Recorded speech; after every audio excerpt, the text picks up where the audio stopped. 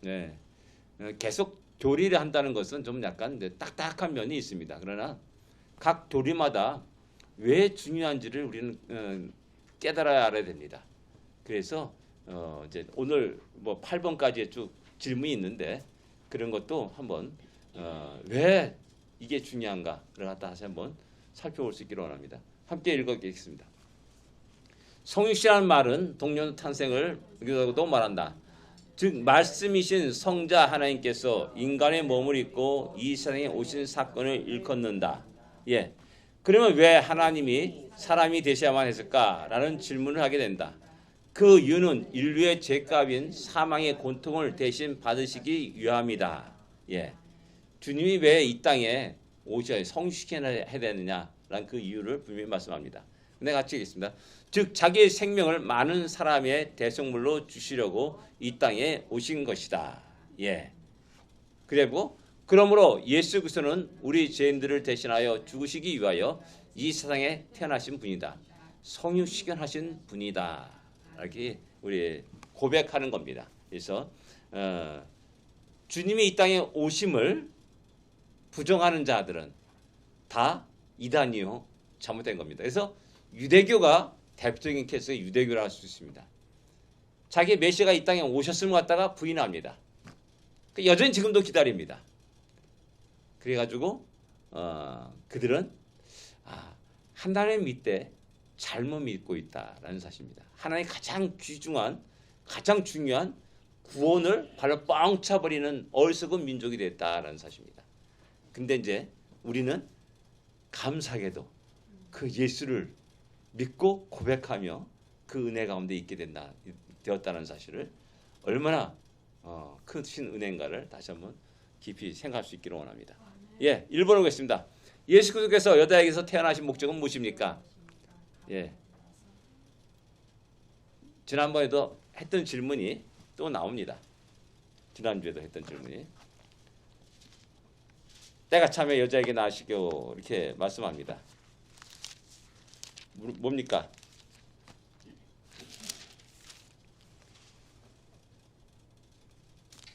(5절입니다) 5절. 예. 너희가 아들인 거로 하나님의 그 아들의 영을 우리 마음 가운데. 예, 5절만 보면 됩니다. 때가 차면 하나님이 그 아들을 보내셨다라고 말씀하고 보내신 목적이 5절에 나옵니다. 율법 아래 있는 자를 속량하시고 이것을 끝나는 것이 아니라 아들이 명분을 얻게 하시려고 이렇게 말씀하고 있습니다. 속량하셨을 뿐만 아니라 아들의 명분을 얻게 했다라는 사실입니다. 그러니까 어떻게 보면 이제 두 가지가 함께 되는 겁니다. 뭐냐면 출애굽했습니다. 근데 출애굽으로 다 끝난 게 아니라 하나님은 출애굽하고 나서 적과 꿀이는 가나안 땅으로 인도하십니다. 예, 우리를 구원하실 뿐만 아니라 우리를 하금 하늘나라를 소망하고 하늘나라를 유업을 받을 수 있는 아들, 자녀가 되게 하셨다라는 사실을 우리에게 말씀하고 있습니다. 왜 여자에서 태어났습니까? 그 근본 목적이 뭡니까? 바로 우리를 속량하시려고 했다는 사실입니다. 그 다음에 예, 두 번째 보겠습니다. 예수님의 탄생의 특색이 무엇입니까? 마태복음 1장 20절, 누가복음 1장 34절 35절 말씀입니다. 예수님의 탄생의 특징이 뭡니까? 이를 생각할 때 주의 사자가 현명하여 가로되 다윗의 자손 요셉아 내 아내 마리아 데려오기를 무서워하라. 저가 잉태한 자는 성령으로 된 것이다. 예, 성령으로 잉태됐다라는 사실입니다. 성령으로 잉태됐다. 그러니까 그것이 우리의 인간과 다른 점입니다. 우리 인간은 타는 것과 완전히 다른 모습을 갖고 태어납니다. 그리고 두 번째 누가복음은 성령이 임하고 지극히 높으신 지의 능력으로 탄생했다라는 사실을 말씀합니다. 잉태되었고 탄생했다라는 사실입니다. 그러니까 이것이 우리의 인간과 어떻게 보면 우리는 이제 유전자를 검사해가지고 친자를 확인합니다. 멀리 헤어졌던 사람을 갖다가 이제 확인할 수 있는 길은 유전자를 확인하게 되면 딱 압니다. 그래가지고 친자가 맞습니다. 라고 이렇게 선언하기도 하고 의사가 선언합니다. 근데 우리 주님은 우리 인간의 유전자하고는 전혀 관계없습니다. 어떻게 보면 단지 마리아의 몸을 빌려서 태어났을 뿐이라는 사실입니다. 그래서 성령으로 잉태되었다. 하나님의 지극히 높으신 이의 능력으로 잉태되었고 이 땅에 태어났다는 사실을 우리에게 이야기해 주고 있습니다. 그래서 그분이 우리와는 동일한 모습을 갖고 있지만은 우리와 같이 죄인된 모습이 아니다. 죄인이 아니다라는 사실을 이야기하고 있는 겁니다. 예. 그다음에 세 번째 보겠습니다. 성육신의 근본 목적이 무엇입니까? 히브리서 2장 9절, 빌립보서 2장 6절, 8절이 맞습니다. 이 앞에 이런 일들을 갖다가 우리를 속량하시려고 하는 그 속량하시고 아들이 명분을 얻게 하려는 그것을 어떤 방법으로 이루시냐는 것을 말하는 겁니다. 성육신의 근본 목적이 뭡니까? 주님이 왜 이 땅에 우리의 몸으로 오셔야만 했습니까? 그게 뭡니까? 그는 근본 하나님의 본체이시나 하나님과 동등됨으로 취할 것으로 여기지 아니하시고 오히려 자기를 비워 종의 형체로 가져 사람들과 같이 되었고 죽기까지 복종하셨다. 끝까지 복종하시고 예. 히브리서 2장 9절은 뭐라고 말씀합니까? 오직 우리가 천사들보다 잠깐 동안 못하게 하심을 입은 자 곧 죽음의 고난 받으심을 인하여 영광과 존귀로 가르치신 예수를 본 이를 더하시는 하나님의 은혜로 말미암아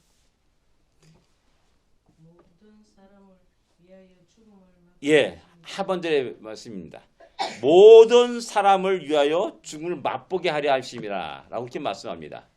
하나님 우리를 성육하신 우리 주님이 율법 아래 있는 자를 속량하시려고 하는데 어떤 방법으로 하시냐? 자기를 죽음으로. 그러니까 주님은 태어나면서부터 죽기 위해서 오신 겁니다. 십자가 짊어지시기 위해서 오셨다는 사실입니다. 그래서 당시에 피를 흘리기 위해서 이 땅에 오셨다라는 사실을 이야기하고 있는 겁니다.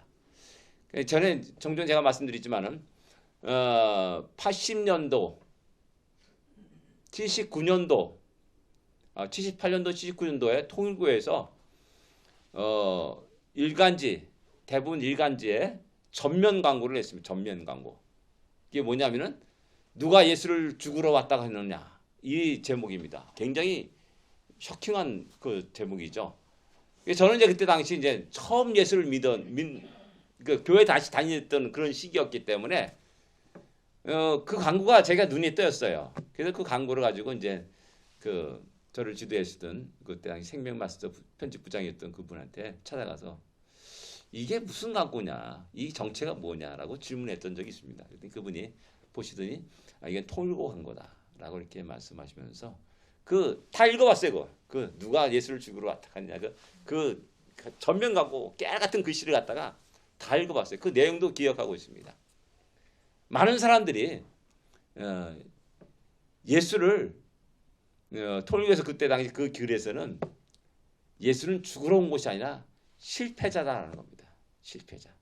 하다 안 되니까는 결국 자기의 목숨을 들였다 바쳤다라는 이런 식의 논리를 쫙 경험하면서 통일교 문선명은 성부가 메시아다라는 그런 논지입니다.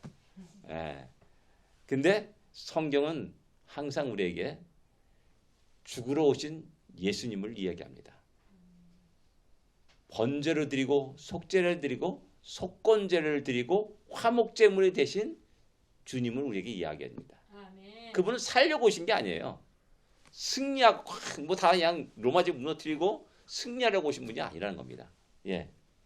모든 사람이 죽음을 맛보려다. 자기를 낮추시고 죽기까지 복종하기 위해 십자가를 주셨다. 예. 빌립보서 2장 6절 7절 8절 이 말씀은 너희는 이 마음을 품으라. 그는 근본 하나님의 본체시나 동등한 너희 이 마음을 품으라. 곧 그리스도 예수의 마음이니 그는 근본 하나님의 본체시나 그와 동등으로 취할 것을 여기지 않고 도리어 자기를 비워 종의 형체로 이 땅에 오셨다라고 이렇게 말씀합니다. 철저히 아버지 하나님의 뜻과 계획과 말씀에 순종하고 또 성경은 주님은 이렇게 말합니다. 내가 말씀을 예언된 말씀을 이루려 합니다라는 사실을 갖다가 항상 이야기합니다. 그렇지 않으면 이 말씀이 어떻게 이루어지겠느냐라는 말씀도 하십니다. 그래서 아버지의 뜻대로 십자가를 짊어지고 골고다 산상에 올라서 자기를 속죄제로 화목제물로 또한 번제로 드려지는 모습을 우리에게 보여주고 있는 겁니다. 예. 그 다음에 우리를 위하여 죽으러 오셨다라는 사실을 기억하시고 이거 한번 읽어보세요. 로마서 5장 6절 같이 읽겠습니다. 우리가 아직 연약할 때 기약대로 그리스도께서 경건하지 않은 자를 위하여 죽으셨도다. 아멘. 우리가 연약할 때라고 말합니다. 우리가 경건하지 않을 때, 경건치 않은 자, 우리를 위해서 죽으러 오셨다. 죽으셨다라고 이렇게 이야기하면서 그분의 죽으심으로 말미암아 우리가 새 생명을 얻었고 구원 얻었고 소망 속에 살 수 있음을 갖다가 이야기합니다. 네 번째 보겠습니다. 그리스도께서 범사에 우리와 같이 되신 이유는 무엇입니까? 우리의 형상으로 오셨습니다. 아까 빌립보서 2장의 말씀처럼 근본 하나님의 본체시나 그와 동등를 취할 것이기 하고 우리의 종 형체를 입어서 이 땅에 오셨다라는 사실입니다. 2장 16절 18절의 말씀입니다. 이는 실로 천사들을 붙들어 주려 하심이 아니라 오직 아브라함의 자손을 붙들어 예, 16절에 보면은 아브라함의 자손을 붙들어 주려고 오셨다. 하나님의 백성을 붙들어 주려고 오셨다. 이게 뭐야? 붙들어 준다는 말이 뭐냐? 흔들린다는 겁니다. 이 땅에 살아가면서 늘 흔들 수밖에 없고 실패할 수밖에 없고 넘어질 수밖에 없습니다. 이런 우리 연약함을 알기에 우리를 붙잡아 주려고 더 경고케 하시려고 이 땅에 오셨다. 우리와 같은 몸으로 이 땅에 오셨다라는 사실을 이야기합니다. 거기서 중요한 것은 뭐냐면 천사를 위함이 아니다. 천사를 위함이 아니라 나를 위함이고 우리를 위함이고 하나님의 백성을 위함이라는 사실을 이야기합니다. 두 번째 뭡니까? 17절에 그러므로 저가 범사의 행제들과 같이 되심이 마땅하도다. 이는 하나님의 일에 자비하고 충성된 대제사장이 되어 예, 백성의 죄를 구하려신 대제사장이 되어서 백성의 죄를 구속하시려고 오셨다. 우리와 같이 되었다라는 사실을 말씀합니다. 대제사장의 역할은 뭐냐면 우리의 그 백성의 대신하여서 대표해서 그 죄를 가지고 하나님께 나가는 역할입니다. 이게 우리 주님이 바로 우리의 모든 죄를 짊어지시고 우리를 대표해서 하나님께 나가는 겁니다. 그러니까 한 사람의 불의함으로 말미암아 우리가 심판을 이루고 있고 한 사람의 의로운 행동으로 말미암아 우리가 구원을 받았다는 말이 그 말입니다. 우리의 모든 인류의 대표가 아담이듯이 우리의 모든 죄를 짊어지고 가시는 우리의 대표도 역시 두 번째 아담이신 우리 주님이시라는 사실입니다. 그분이 우리의 대제사장 되신다라는 사실입니다. 그 다음에 세 번째, 시험 받는 자들을 도우시기 위해서 우리와 같이 되었다라는 말씀입니다. 왜? 너무나 우리가 그러니까 뭐가 같냐면 이제 너무나 큰 부자가 아이가 그런 겁니다. 우리 집에는 가정부도 가난해요. 운전사도 가난해요. 또 풀 깎는 잔디밭 가꾸는 사람도 가난해요. 우리는 가난해요. 이렇게 말하는 겁니다. 얼마나 어리석습니까? 그 부자는 엄청난 부자기 때문에 운전사도 채용하고 가정부도 구하고 또 잔디 정원사도 구하고 하는데 그 어린 아이가 우리는 가난하다라고 생각하는 겁니다. 이제 우리 삶과 너무나 동떨어진 모습을 보여주죠. 근데 주님은 그렇게 멀리 하늘에서 높고 높은 보좌에서 똑같이 내려다보시는 분이 아니라 우리와 같이 우리 형상으로 우리 곁으로 찾아오셔서 우리가 받는 여러 모든 시험들을 감당하셨습니다. 감당하셨습니다. 우리 인류가 죽음을 벗어날 수 없잖아요. 그 죽음까지도 감당하신 겁니다. 근데 다른 것은 그 죽음에서 부활하셨다는 사실입니다. 이것이 이제 그렇기 때문에 시험한 자를 능히 도울 수 있다라고 히브리서는 우리에게 이야기하는 겁니다. 그래서 우리가 주님 우리를 구원하신 그 은혜 속에서 내 평생 주님을 의지하고 붙잡고 의지하고 살아가야 한다라는 그런 아까 가사의 고백처럼 그런 고백을 하면서 우리가 살아야 할 필요가 있습니다. 다섯 번째 보겠습니다. 예수님이 다른 사람과 같이 진정한 인간이라는 성경적 근거는 무엇입니까? 이것이 이제 신학적 논쟁이 되는 겁니다. 야, 그게 어디냐? 환상이다. 그리고 또 그 당시에 어떤 철학 사상이 뭐냐면은 영지주의 철학 사상이 뭐냐면 영은 선한 것이고 육은 악한 것이다. 하나님은 영이신데 어떻게 그 선함이 악한 육신을 입고 이 땅에 오시느냐? 그건 있을 수 없는 거다. 라는 그런 논지를 펴면서 그것은 어떤 환상으로 이렇게 우리 가운데 임한 거다. 뭐 이런 식으로 이야기하는 그런 사상들이 있었습니다. 그래서 성경은 우리에게 그분이 진정한 인간이셨다라는 사실을 갖다가 우리에게 성경은 이야기합니다. 그게 뭐냐면은 누가복음 24장 39절이 맞습니다. 부활하신 이후의 모습을 보면서 이야기하시는 겁니다. 뭐라고 말씀하십니까?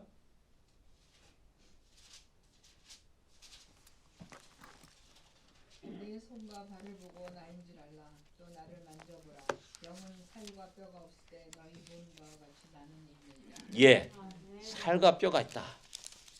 부활하신 모습의 이야기입니다. 그러니까 부활도 영으로 부활한 게 아닙니다. 우리가 똑같은 옷을 입고 똑같은 육신을 가지고 부활하신 겁니다. 아멘. 그 야 베드로야 잡은 고기 좀 갖고 와 그랬잖아요. 그래 같이 먹는 겁니다. 식사를 하는 겁니다. 근데 좀 신기한 것은 우리가 같음에도 불구하고 뿅 사라집니다. 뿅 사라져요. 저기 이제 알칸사스 가면은 그 성막 그 유레카 스프링이라는 도시가 있습니다. 거기 성막 모형도 있고 이제 고난 주간 때 그때를 갖다 전 마을 사람 전체가 동원돼 가지고 그 고난 주간의 그 상황을 갖다가 연극으로 이제 재현해 가지고 쭉 하는 그런 곳입니다. 뭐 거대한 그 야외 극장에서 합니다. 근데 마지막에 이제 부활하시는 그 모습을 어떻게 표현할까 참 궁금했는데 진짜 거기서도 슬그머니 나오셨다가 슬그머니 사라지시고 쉬 하고 또 부활하시는 아주 그걸 어떻게 표현했는지 모르겠어요. 아주 그렇게 잘 표현했더라고요. 연극에서. 예. 우리 주님은 살과 뼈가 있으신 분이시다. 곧 육신을 입고 계시는 분이다. 라는 사실을 이야기합니다. 마태복음 26장 38절은 뭡니까? 이에 말씀하시되 내 마음이 심히 고민하여 죽게 되었으니 예. 너희는 여기 머물러 나와 함께 깨어 있으려 하시니 예. 우리 주님이 심히 고민하여 죽게 되었다. 이렇게 말하면서 우리가 똑같이 겟세마네 동산에서 사건입니다. 십자가 앞에 두고 주여 하나님 아버지 이 잔을 지나가게 하옵소서. 그러나 내 원대로 마옵시고 아버지 뜻대로 하옵소서. 라고 이렇게 기도를 합니다. 이게 똑같이 우리와 같이 죽음에 대한 그것에 대한 참 그게 있는 겁니다. 과연 이것을 내가 짊어져야 되는가? 하나님의 뜻이 그렇다면은 나밖에 없다면은 내가 그것을 짊을 수밖에 없다라는 결론을 내리면서 십자가 그 다음에 십자가 짊어지고 골고다 산에 오르게 됩니다. 이런 모든 것들은 그 감정이 우리와 동일한 감정을 가지고 있는 분이다라는 사실을 얘기합니다. 배고파가지고 배고프다라고 말하기도 하고요. 야, 밥 좀 얻어와라 해가지고 수냄 그 우물가에서 그 제자들을 보내지 않습니까? 예. 그다음에 또 누가복음 23장 46절 말씀입니다. 뭡니까? 고통을 당하시고 운명하셨다. 이게 십자가에 달려 돌아가시는 사건입니다. 주님이 영이시란다면은 고통이 있을 수 없습니다. 그죠? 근데 이분은 당시 우리의 똑같은 육체를 입고 그냥 그 십자가의 고통을 그대로 받으신 겁니다. 그 지금까지 있었던 그 수많은 여러 가지 사형들이 있는데 십자가만큼 잔혹한 것이 없다라고 말하지 않습니까? 그래서 이제 그 로마 제국 로만 캐토릭이 나중에 그 십자가 형을 금지시키는 그런 일을 합니다. 너무나 잔혹한 일이죠. 그것이 너무나 큰 고통이고요. 그래서 주님은 그 모든 고통을 다 감내하셨다. 받아들이셨고 당하셨다. 그리고 죽임을 당하셨다라는 사실을 우리에게 이야기해 주고 있습니다. 이뿐만 아니라 이제 이사야서 53장 10절의 말씀입니다. 이것은 주님을 예언한 말씀입니다. 이사야서 53장 10절. 우리가 잘 알고 있는 말씀입니다. 이거는 한번 찾아보겠습니다. 같이 읽어보겠습니다.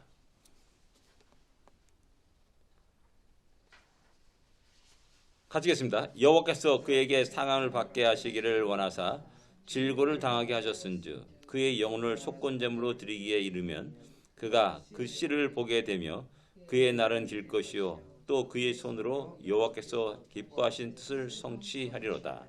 아멘. 상함을 받게 하셨다는 겁니다. 상함. 그리고 질고를 당하게 하셨다. 상함을 받게 하시고 질고를 당하게 하셨다. 그 외에 뭐 또 채찍에 맞음으로 이런 채찍에 맞고 하는 그런 장면들을 우리에게 또 이야기해주고 있습니다. 이런 모든 것들은 주님이 그 영으로 이 땅에 온 것이 아니라 육신을 입고 우리 곁에 우리와 함께 똑같이 피곤하면 주무시고 배고프면 꼬락꼬락하기도 하고요. 또 이제 여러 가지 분노를 표현하기도 한다는 겁니다. 예, 복음서에 보면 줄이셨다, 목마르셨다, 또 피곤해서 주무셨다, 그 다음에 눈물을 흘리셨다라는 그런 장면도 말씀하십니다. 분노의 감정도 드러냅니다. 화신저 서기관과 바리새인들이여 하면서 분노의 감정도 이렇게 표출해내는 것을 보게 됩니다. 이런 모든 것들이 육신을 입고 우리와 똑같이 함께 하신 우리 주님이심을 이야기하는 겁니다. 그 다음에 예수 그리스도로는 우리 인간과 다른 점이 무엇입니까? 히브리서 4장 15절 지난번에 말씀했습니다. 무엇입니까? 우리와 같이 우리에게 있는 대제사장은 우리 연약함을 체휼하지 아니하는 자가 아니 모든 일에 우리와 한결같이 시험을 받은 자로다. 죄는 없으시다. 예, 죄가 없으신 분입니다. 우리와 똑같이 시험을 받았지만 죄가 없으시다라는 사실입니다. 이것이 이제 우리와는 다른 분입니다. 그래서 우리의 죄를 대신 짊어질 수 있고 속량하실 수 있다라는 사실입니다. 예. 그 다음에 7번을 보겠습니다. 예수님 육신으로 누구의 혈통에서 태어났습니까? 로마서 1장 3절 말씀. 우리 너무 잘 알고 있는 말씀입니다. 육신으로는 다윗의 혈통에서 나셨고 1장 3절에 뭐라고 합니까? 다윗의 혈통으로 나셨다라고 말씀합니다. 다윗의 혈통. 이게 왜 중요합니까? 그냥 뭐 아무데나 뭐 태어나면 어때? 다윗의 혈통으로 나오셨어요. 왜?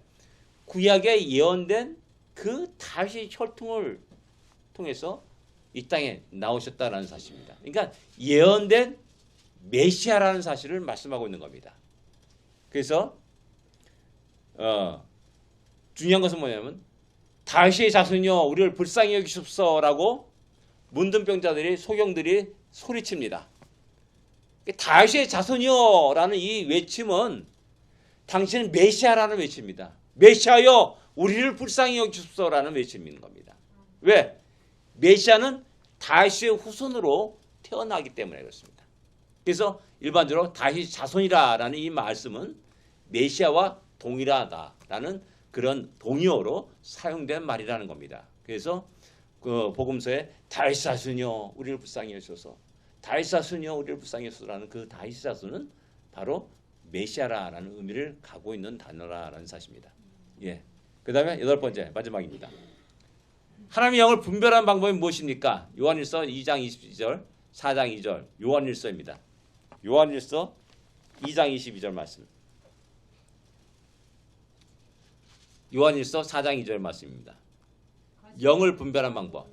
예수 그리스도이시며 부인하는 자가 아니며 아버지와 아들 부인하는 자는 그가 적그리스도니 아니에요? 거짓말하는 자가 누구냐? 예수께서 그리스도이심을 부인하는 자다. 어떻게 영을 분별했습니까? 예수 그리스도를 부인하는 자. 예수를 그리스도라 부인하는 자. 그 유대교가 그런 겁니다. 예수 그들은 메시아로 여기지 않습니다. 그죠?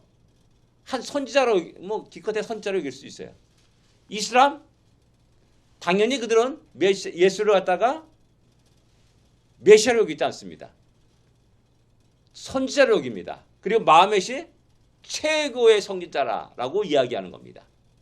그래서 우리는 이 사람을 뭐 우리 같이 비슷하 뭐 구약도 인정하고 뭐 십계명도 인정하고 막 이러면서 뭐 같은 뭐 형제가 아니냐 뭐 이런 식 헛된 얘기를 하는 사람이 많이 있어요. 아니에요. 그들은 예수를 그리스도 여기지 않습니다. 고백하지 않습니다. 거짓 영입니다. 현혹되어서는 안 됩니다. 그들이 알라 그것이 뭐 엘로입니다. 엘로임. 그래서 뭐 동일한 신 아니냐 뭐 하나님 아니냐 말 같지 않은 소리 하지 마십시오. 우리가 말하는 하나님과 저 불교에서 말하는 하나님 다릅니다. 그죠? 그 사람도 걷다가 콱 넘어져 아이쿠 하나님 그런다고요. 그죠? 우리 봐서 아이쿠 하나님 살려주세요 그런다고요. 뭐 하느님 살려주세요 그러지 않아요. 아이쿠 하나님 그래요. 그렇죠? 근데 그들이 말하는 하나님 우리가 믿는 하나님이 아니에요. 달라요. 완전히 달라요. 그와 마찬가지로 우리가 그들이 구약을 인정하고 십계명을 인정하고 또 복음서도 인정합니다. 그렇다고 해서 우리와 같은 비슷한 뭐 형제 같은 뭐 종교다 뭐 이런 식으로 엉뚱하게 받아들이는 사람도 있습니다. 근데 다른 것이 있습니다. 그들은 예수를 메시아로 여기지 않습니다. 고백하지 않습니다. 유대교 역시 예수를 메시아로 고백하지 않습니다. 그래서 지금은 이제 조금씩 예수를 메시아로 고백하는 유대인들이 무리가 일어납니다. 그 메시아닉 주의시라고 이렇게 얘기합니다. 그래서 미국에서 그 사람들이 많이 이제 성장해 나가고요. 그다음에 이제 이스라엘 내에서도 이제 러시아, 과거 소련에서 이제 이렇게 이주한 사람들이 많이 있습니다. 그런 사람들이 또 많이 이렇게 예수를 메시아로 받아들이고 고백하는 사람들이 많이 일어난다 그래요. 왜냐하면 그 일을 도운 사람들이 다 크리스찬들이었어요. 기독교인들이었어요. 그 이사야에서 예언 말씀대로 북에서부터 모으리라 주의 백성이 내가 모으리라 뭐 이런 식의 예언된 말씀을 가지고 바로 그들이 다시 이주하는데 많은 도움을 줬어요. 소련은 그 당시 그들을 빈털털이 나가게 했어요. 아무것도 없이 그냥 빈 몸으로. 근데 그들의 모든 것들을 다 돕고 필요를 채워주고 하면서 이주시켰다는 사실입니다. 그래서 우리 하나님 영을 분별하는 그것은 예수 그분이 메시아냐라는 것을 인정하냐 고백하냐 거기에 달렸다는 겁니다. 기준이. 그 다음에 뭡니까? 4장 2절에 하나님의 영을 이것으로 알지니 곧 예수 그리스도는 그 예. 육체에 오신 것을 시인하는 영마다 하나님께 속한 것이요. 예. 중요한 게 뭡니까? 성육신의 교리의 중요성이 여기 있는 겁니다. 예수 그리스도께서 육신을 입고 오심을 시인하냐 부정하냐라는 것에 이 사람이 진정 하나님의 영을 받은 사람이다. 아니면 마귀의 영을 받은 사람이다. 라고 딱 갈라지는 겁니다. 그래서 성육신 교리가 중요하다는 사실을 이야기하는 겁니다. 뭐 아까도 말했듯이 사도행전 4장 12절 말씀에서 다른 이름으로 우리에게 주신 일이 없다. 오직 예수 한 분밖에 없다. 라고 얘기하는 겁니다. 이 사실을 부인하면 안 되는 겁니다. 그래서 우리는 세상 두 쪽 나도 이 사실을 이야기하고 증거하고 말하는 겁니다. 오직 예수밖에 없다.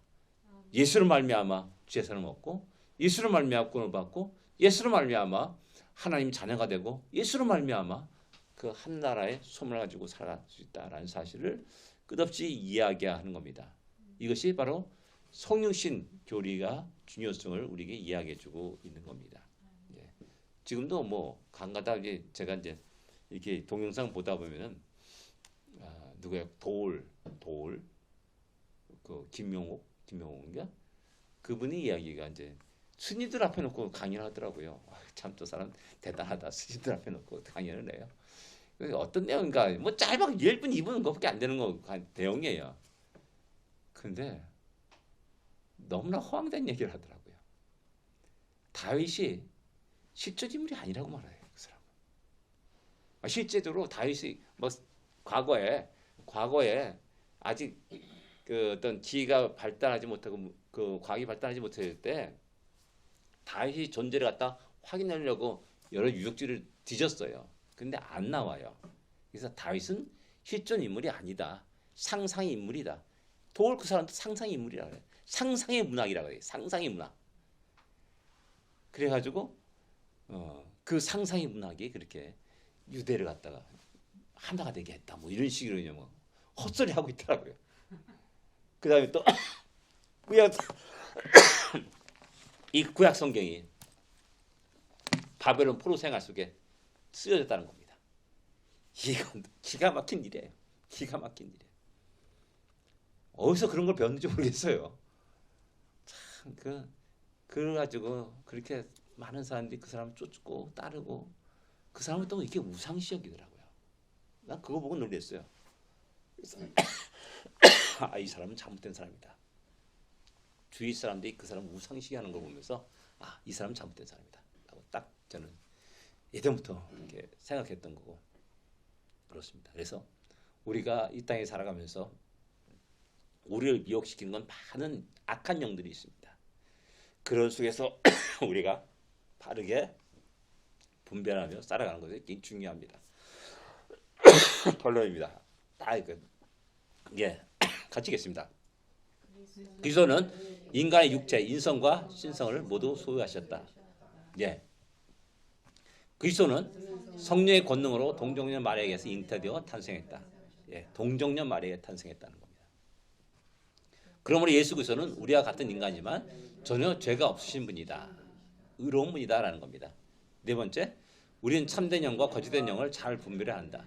그 기준은 그리스도의 성육신이다라는 사실입니다. 예, 이것을 분명히 알고 이 땅에 살아가면서 바른 신앙을 고백하면서 그 은혜를 입고 힘있게 살아갈 수 있는 우리 모두가 되기를 원합니다. 기도하겠습니다. 하나님 아버지 은혜를 감사합니다. 우리가 무엇이 한데 독생자 예수 그리스도를 이 땅에 보내시고 우리를 위해서 고난 받으시고 우리를 위해서 십자가 달려 돌아가시고 피를 흘리게 하셨습니까? 그 은혜를 우리가 입은 자임을 한시도 잊지 않게 하여 주십시오. 그 은혜 속에 늘 기뻐하며 감사하며 함께 영광을 돌리는 우리의 삶이 되도록 인도하여 주옵소서. 세상이 혼탁합니다. 어둡습니다. 거짓과 참된 진리가 분별하기 어렵습니다. 시대가 살고 있습니다. 이런 속에서 다시 한번 성육신의 교리를 통해서 우리의 믿음이 더욱더 견고해지게 하여 주시옵소서. 예수님으로 간절히 기도드립니다. 아멘. 은혜 계신 우리 아버지요, 하나님 임하시며 땅에서도 이루어지리다. 오늘날 우리에게 일용할 양식을 주옵시고 우리가 우리에게 죄진 자를 사하여 준 것 같이 우리 죄를 사하여 주옵시고 우리의 죄를 말게 하옵시며 다만 하게 수고하옵소서. 대개 나라와 권세와 영광이 아버지께 영원히 있사옵나이다. 아멘. 아멘. 다음 주에는 목요일날 모이겠습니다. 다음 주에는 기억하십시오. 그리고 7시 반에 딱 모여서 좀 더 많은 사람이 모였으면 좋겠습니다. 제가 양구일 국구문 그리려고 했는데 좀 약간 그런 것 같아가지고 약간 다르게 하겠습니다. 그러니까 다음 주에 목요일 날 7시 반에 여기서 모이겠습니다.